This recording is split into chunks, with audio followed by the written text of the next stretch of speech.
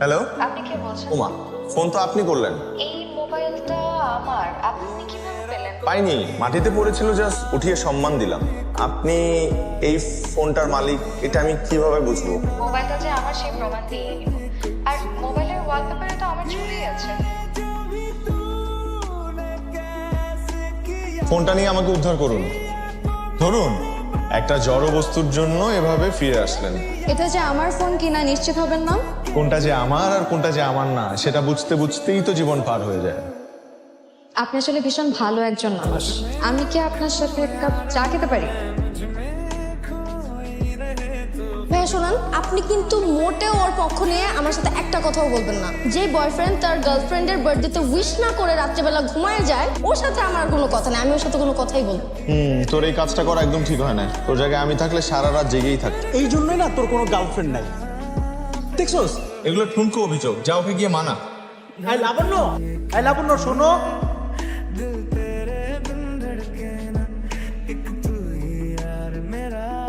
কেমন আছেন? ভালো। আপনি এখানে? এক বন্ধুর সাথে আসছিলাম। ও হচ্ছে গার্লফ্রেন্ড সামলাতে আসছে। পোলাপাইনের যে সাহস, নিজেকে সামলাতে পারে না, কিন্তু গার্লফ্রেন্ড সামলানোর মতো দুঃসাহস দেখাতে কার্পণ্য করে না। আপনি তো মনে হয় এসব খুব ভালো সামলাতে পারেন।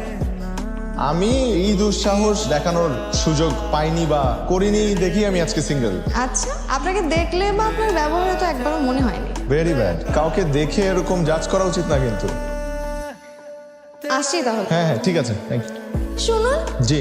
আপনি তো মনে হয় আমার কাছে একটা ট্রিট পান। চলুন আজকে আপনাকে তেহারি ট্রিটটা দিয়েই ফেলি।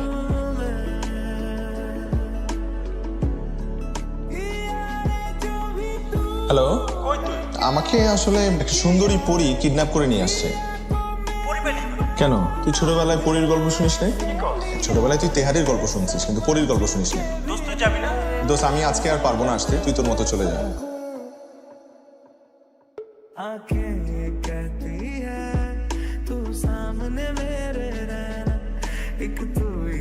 সময় বয়ে যেতে থাকলো, আমাদের কথা বলাটা বেড়ে গেল দিন থেকে। মন ভালো বা খারাপ হলেই আমাকে জানাতে নিলেন, আমিও জানাতাম। তবে বুঝতে পারছিলাম একে অপরের প্রতি টানটা বেড়ে চলেছে, শুধু মুখের ভাষায় প্রকাশ করা হচ্ছে না। মোবাইলে ছোট ছোট লেখা পাঠাতাম, যা পড়ে নিলাম বেশ প্রশংসা করত। নিহিত স্বপ্নের এক টুকরো জোছনা, কবু কি কারো অন্ধকারময় পথটার পরিসমাপ্তি টেনেছিল? কখনো কি জেনেছিল ছুটে যাওয়া মেঘগুলো হারিয়ে যেতে চায়, শুধু পূর্ণতা পাবে বলে? আয়ান, আরে বসুন না। জন্মদিনের অনেক অনেক শুভেচ্ছা। অনেক অনেক ভালো থাকেন, সুস্থ থাকেন, এই দোয়া করি। ধন্যবাদ। আপনাকে কেমন যেন লাগছে। না না, আমি ঠিক আছি, তেমন কিছু হয় নাই। আপনার তো গায়ে জ্বর, এত জ্বর নিয়ে বের হয়েছেন কেন আপনি? এই দিনটা তো প্রতিদিন আসবে না, আর আমি শুনেছি যে পছন্দের মানুষের কাছাকাছি থাকলে নাকি জ্বরও পালিয়ে যায়। এসব অদ্ভুত কথা যে কিভাবে মাথায় আসে আপনার। উইশ তো করেছেনই, এবার চলুন। তার আগে এই কেকটা তো কাটুন, অধমের একটা মাত্র ইচ্ছে তো অ্যাটলিস্ট পূরণ করুন।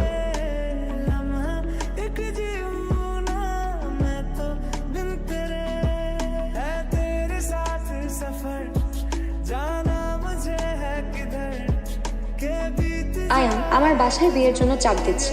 কোথায় কোন আমেরিকার প্রবাসী ছেলে ডাক্তার রিয়াপুর বিয়েতে দেখে পছন্দ করেছে। আমি বাবাকে অনেক কষ্টে রাজি করিয়েছি, কিন্তু তুমি তো কোনো গুরুত্বই দিচ্ছ না।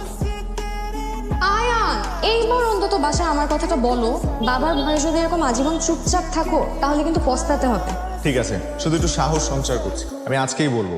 মনে থাকে জানো, আজকেই বলবা। আজকেই বলবো। ভয় যে কেন পাও তুমি? বাবা, মানে আমি আরে এত আমতা আমতা করছিস কেন? এটা একটা পুরুষ ছেলে না, পুরুষের মতো বোল্ড হ। না বাবা, কিছু বলবো না, এমনি আসছিলাম।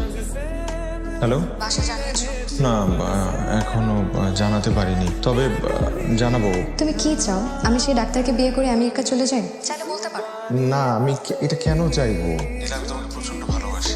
এখন আমি কিভাবে নির্লজ্জের মতো বড় ভাইয়ের বিয়ের আগে নিজের বিয়ের কথা বলি বলো? তুমি কি বলবে আমি জানি না, কিন্তু বাসায় না জানানো অবধি তুমি আমার সাথে কোনো প্রকার যোগাযোগ করবে না। ফোন রাখি। মা ব্যস্ত? না রে, কিছু বলবি? হ্যাঁ, তোমাকে একজনের ছবি দেখাবো। ছবি? কার ছবি? মাশাআল্লাহ, আমার ছেলের পছন্দ আছে বলতে হবে। মা, এখন তোমাদের ওর বাসায় যেতে হবে। এখন মানে তোর বড় ভাইরই তো বিয়ে হয়নি। মা, ওর বিয়ের জন্য বাড়ি থেকে খুব প্রেসার দিচ্ছে, তুমি প্লিজ একটু ম্যানেজ করো না।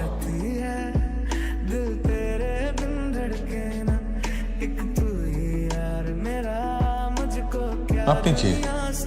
এ তো আমাদের মেয়ে নীলা।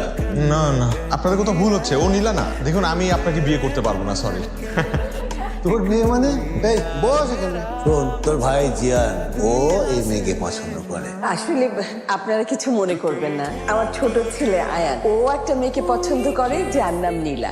আমরা যে এখানে আসবো জিয়ানের বউ দেখতে, এ ব্যাপারে কিন্তু ও কিছুই জানতো না। ও আসলে হয়তো ভেবেছে যে আমরা ওর নীলাকেই দেখতে এসেছি।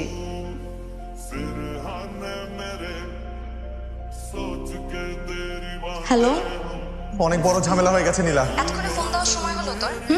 এদিকে যে আমি সবাইকে অপেক্ষায় রেখেছি, এতবার তোকে ফোন দিলাম তুই ফোন রিসিভ করিস নাই, আমার বাবা তোকে এতবার কল দিল তুই ফোন রিসিভ করিস নাই। ওটা আঙ্কেলের নাম্বার?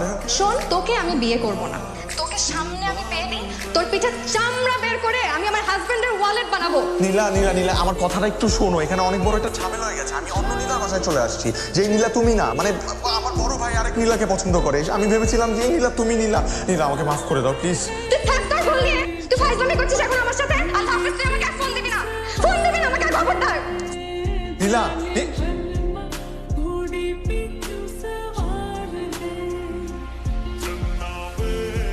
এত বড় ঘুমটা দিয়ে রাখলে তোমার এই সুন্দর মুখটা আমরা দেখবো কিভাবে? ঘুমটা একটু